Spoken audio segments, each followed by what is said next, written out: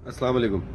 इस वीडियो को सदका जारिया समझ के लाजमी आपने शेयर करना है। इस वक्त कराची शहर में मंशियात इस तरह से बिक रहा है जैसे सब्जी के ठेले पे सब्जी बिकती है। कौन रोकेगा?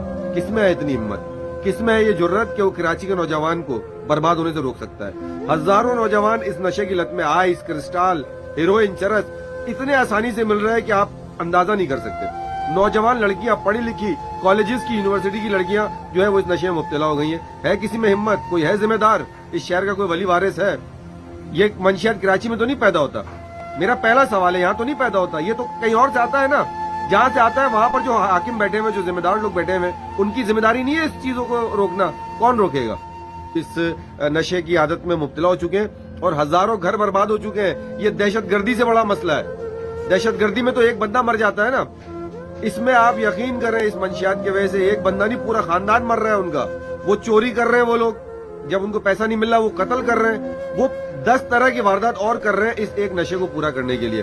और पढ़ा लिखा नौजवान तबका, आप यकीन करें लड़कियां, पढ़ी लिखी लड़कियां इस आइस के नशे में मुब्तला हो गई हैं और कोई पूछने वाला नहीं है। खुदा की कसम मैं आपको बता रहा हूं कि अगर हमने इस पर आवाज नहीं उठाई तो शायद कल आपके घर का बच्चा भी इस नशे में मुब्तला हो जाएगा। इतने आसानी से मंशियात मिल रही है और हर इलाके में मंशियात खुलेआम बिक रहा है और करोड़ों रुपए की आमदनी है, करोड़ों रुपए का सेल हो रहा है। कौन करवा रहा है यार?